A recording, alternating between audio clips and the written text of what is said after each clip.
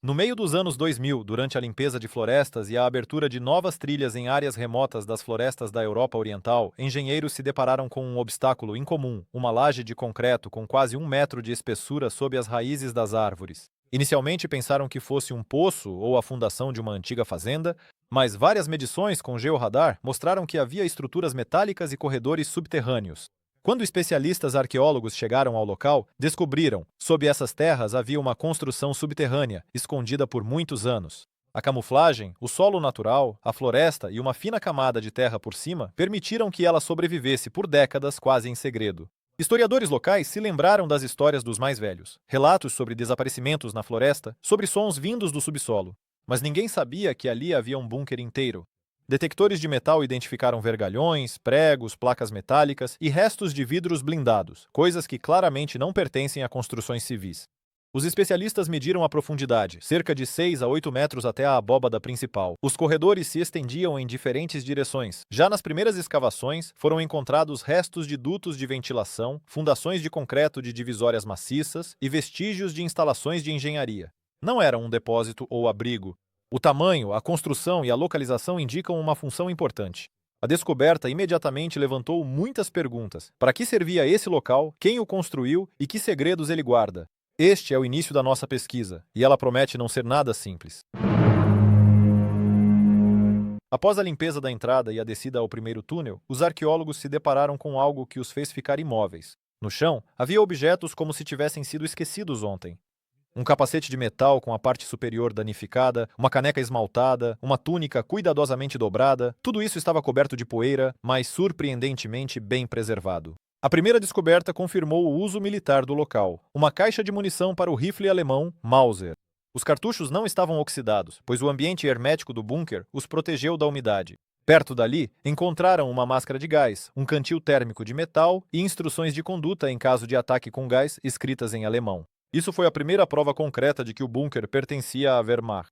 Nas paredes permaneceram vestígios de inscrições, sinalizações, setas e possivelmente listas de tarefas. Um dos corredores levava a uma pequena sala onde encontraram um transmissor de rádio portátil, pedaços de fios e fragmentos de um antigo mapa, presumivelmente marcando a linha de frente. A descoberta mais misteriosa foi um selo com uma gravação. Secreto. Ele estava em uma caixa de madeira embrulhado em um saquinho de pano. O que era guardado ali permanece desconhecido. Não havia papéis ou documentos de acompanhamento por perto. Cada objeto fornecia uma pista para o entendimento. Aquilo não era apenas um abrigo antiaéreo. Aqui se vivia, trabalhava, transmitia dados e, provavelmente, realizava-se atividade de combate ou coordenação. Mas a principal pergunta é: o que mais esses corredores escuros escondem? Uma descoberta levava a outra, e isso era apenas a ponta do iceberg. Segredos da construção. Após as inspeções iniciais ficou claro, o bunker não era apenas um abrigo subterrâneo, mas sim uma instalação tecnologicamente avançada. As paredes, concreto armado com grossas barras de aço, a espessura chegava a mais de 1 metro em alguns pontos. Isso explica por que ele está tão bem preservado. A estrutura foi projetada para resistir a ataques de artilharia ou até mesmo bombas aéreas. As saídas de ventilação chamaram atenção especial. Elas atravessavam vários níveis e possuíam grades de proteção com filtros de carvão, uma característica rara para a época da Segunda Guerra Mundial. Isso indica uma possível preparação para ataques químicos ou o uso do bunker como um posto de comando de longa duração. Uma das descobertas foi uma porta maciça de chumbo, instalada em dobradiças herméticas. Portas desse tipo geralmente eram usadas em instalações de alta confidencialidade, onde era necessária proteção contra radiação ou vazamento de informações. É possível que aqui tenham sido realizados experimentos ou armazenados materiais de importância especial. Em um dos compartimentos foi preservado um painel com elementos de controle, queimado, mas parcialmente legível. Quanto mais fundo os pesquisadores avançavam, mais evidente se tornava. Este local não foi construído para abrigo, mas para controle, coordenação e, possivelmente, armazenamento de informações que se procurava manter em segredo.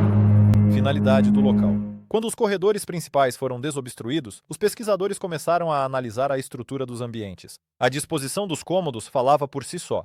O local não era apenas um abrigo, mas um centro de comando bem organizado. No centro do bunker havia um salão espaçoso com piso de concreto e suportes nas paredes. Provavelmente ali ficavam mapas, equipamentos de comunicação ou painéis de comando. Mais tarde, foi encontrado um documento de arquivo em alemão no qual se mencionava um local com características semelhantes. Embora as coordenadas não coincidissem, a semelhança da disposição e os objetos encontrados permitiram supor que se tratava de um posto de comando para coordenação de ações na frente oriental. Segundo estimativas, o local acomodava pelo menos 2 dezenas de pessoas. Todos esses indícios apontam para a importância estratégica do complexo. Não era um bunker temporário, mas um elemento importante da infraestrutura militar. Mas por que o local acabou esquecido e não aparece nos relatórios do pós-guerra? Essa questão permanece em aberto. Proteção externa. Enquanto os pesquisadores continuavam a estudar os ambientes internos, a atenção se voltou para o perímetro ao redor do bunker. Apesar da vegetação densa, foram encontrados no solo vestígios de blocos de concreto que lembram barreiras antitanque. Alguns deles estavam cobertos de musgo e terra, outros, destruídos pelo tempo, mas sua disposição formava um semicírculo protegendo a entrada principal. A cerca de 50 jardas da entrada, foram encontrados vestígios de uma posição de tiro. Tudo isso indicava que as aproximações ao local eram controladas por fogo. Em vários pontos, o solo apresentou uma densidade anormalmente alta. Após as escavações, foram encontrados cabos subterrâneos e tubos metálicos. Provavelmente são elementos do sistema de alerta ou de comunicações que saíam do bunker para o exterior. Ao longo da encosta também foram encontrados vestígios de arame farpado. Apesar da corrosão, os espinhos afiados e as fixações foram preservados. Parece que todo o território era cercado e o acesso a ele era rigorosamente controlado. O complexo claramente não foi projetado para um abrigo improvisado. Tudo indica que ele tinha importância estratégica e deveria resistir a ataques tanto aéreos quanto terrestres. Infraestrutura interna. Quando os pesquisadores chegaram ao segundo nível, diante deles se revelou todo um complexo de ambientes. A primeira coisa que chamava a atenção era o sistema de passagens bem planejado. O corredor principal levava ao núcleo central, de onde partiam compartimentos laterais. Cada um deles tinha uma finalidade específica. Em um dos quartos foram encontradas camas metálicas de 2 andares, restos de colchões e bacias esmaltadas, o bloco residencial. Em uma pequena sala com piso de concreto e isolamento duplo, foram encontrados vestígios de geradores. Restaram suportes, fios queimados e carcaças metálicas. É evidente que aqui ficava uma usina elétrica a diesel. Isso significava que o bunker podia funcionar de forma autônoma. Nos depósitos havia prateleiras de madeira com restos de embalagens, incluindo latas de conserva enferrujadas com marcações alemãs. Também chamou a atenção um cômodo com caixas metálicas carbonizadas. Ao lado, havia restos de papel queimado, pedaços de uma máquina de escrever e de um tinteiro. Talvez fosse uma sala para trabalhar com documentos ou armazenar arquivos. Essas descobertas confirmaram que o local não era apenas um ponto militar, mas um sistema complexo com total autonomia. Lá dentro era possível viver, trabalhar, transmitir dados e se preparar para um cerco prolongado.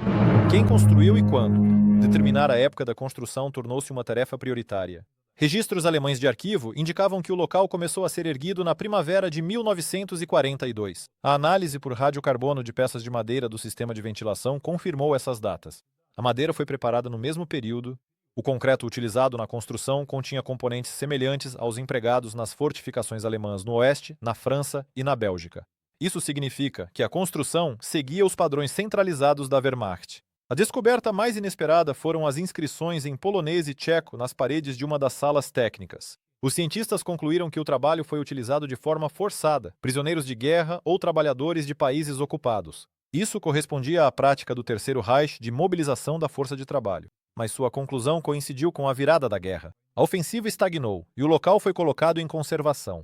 O principal mistério é por que nos relatórios de Estado-Maior alemães quase não há menções a essa construção estratégica. O quarto queimado. Um dos compartimentos mais enigmáticos do complexo ficava no lado sul. O cômodo parecia diferente dos demais. O teto estava parcialmente desabado, as paredes cobertas por uma camada de fuligem. Tudo indicava que ali ocorreu um incêndio intenso. Entre os fragmentos carbonizados foram encontrados caixas de ferro, restos de papel e o corpo muito danificado de uma máquina de escrever.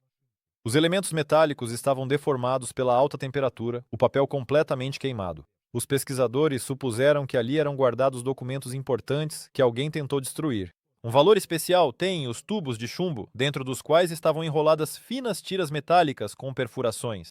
Os especialistas determinaram: são fitas de cifra, um elemento de comunicação secreta, usado para transmissão e decodificação automática de mensagens. Quem provocou o incêndio ainda é um mistério. Talvez tenham sido soldados alemães destruindo os arquivos antes da retirada. Mas há outra versão. O fogo surgiu já após a guerra devido a uma tentativa de encobrir uma invasão não autorizada. De qualquer forma, a sala permanece em silêncio. O cabo que leva para fora. Durante os trabalhos de limpeza de um dos corredores laterais, os arqueólogos descobriram um grosso cabo blindado que seguia em direção à floresta. Ele foi instalado em um canal de concreto, que mais tarde foi coberto com terra. Ao abrir o canal, descobriu-se que o cabo se estendia por uma distância considerável e saía além dos limites do próprio complexo. Isso despertou um verdadeiro interesse. As suposições eram variadas: linha de comunicação, alimentação de uma fonte externa ou uma antena reserva. Após uma escavação parcial, ficou claro: o cabo estava realmente ligado ao sistema de transmissão de dados. Ele levava a uma base de concreto destruída, onde, a julgar pelos restos das fixações, uma torre já esteve instalada. Debaixo da torre foi encontrada uma caixa metálica com restos de equipamentos radioeletrônicos. A característica do cabo era que ele era blindado com chumbo e protegido por uma malha adicional. Essa proteção era usada em condições de maior risco de interceptação ou quando era necessário minimizar a interferência eletromagnética. A questão permanece em aberto: quem transferiu os dados e para onde exatamente? Não há resposta nos documentos. Cartão criptografado. Ao examinar o compartimento de serviço, os arqueólogos encontraram um tubo de metal escondido sob uma laje de concreto. Dentro havia uma folha densa enrolada, parecida com um desenho técnico. No entanto, sob luz ultravioleta, símbolos, linhas e coordenadas adicionais apareceram nela. Ao estudar o mapa, os pesquisadores notaram: ele mostra uma rede de pontos conectados por linhas retas, convergindo para uma marca com a inscrição Centrum. Essa palavra, nos documentos do Terceiro Reich, era frequentemente usada para designar nós de comando ou principais depósitos. A codificação do mapa revelou-se multinível. Ela não coincidia com as coordenadas modernas, mas ao ser comparada com o sistema de navegação utilizado na Alemanha nazista, foi possível decifrar a localização de vários objetos. Essa descoberta confirma que o bunker não era isolado, mas fazia parte de uma rede mais ampla. Ele estava conectado a outros pontos, possivelmente depósitos secretos, nós de comunicação ou até mesmo laboratórios ocultos. A principal questão é: quem usava esse mapa e será que esses lugares ainda existem hoje? Afinal, se ao menos parte desses objetos sobreviveu, novas descobertas nos aguardam. Mais profundo do que parecia. Durante o estudo da parte sul do complexo, os arqueólogos notaram um rebaixamento estranho sob a sala técnica. A cerca de 6 metros de profundidade, encontraram uma porta maciça hermética com uma trava de segurança. Atrás dela, havia uma grande sala com armários de metal, beliches, um sistema de iluminação de emergência e uma mesa de trabalho. Sobre a mesa havia uma xícara empoeirada, um bloco de notas com anotações desbotadas e objetos pessoais. Tudo indicava que o local foi utilizado até o fim e abandonado às pressas. Pela disposição do ambiente, parecia ser um compartimento de comando reserva ou um abrigo para oficiais. No entanto, o mais interessante era o poço tecnológico descoberto atrás de um painel falso na parede. Ela vai ainda mais fundo, mas no momento a descida é impossível. O que pode estar escondido abaixo permanece desconhecido. Mas uma coisa é certa: a parte subterrânea do complexo é apenas parcialmente revelada. E os segredos mais importantes ainda podem estar por vir: ondas de rádio barulhentas. Após descobrir um nó de comunicação de rádio e um mapa criptografado, os pesquisadores decidiram testar as ondas de rádio no território do complexo. Antenas modernas e analisadores de frequência foram instalados nas proximidades do local. O objetivo era entender se sinais anômalos podiam ser captados nessa área, o que poderia indicar circuitos inacabados ou dispositivos ainda ativos.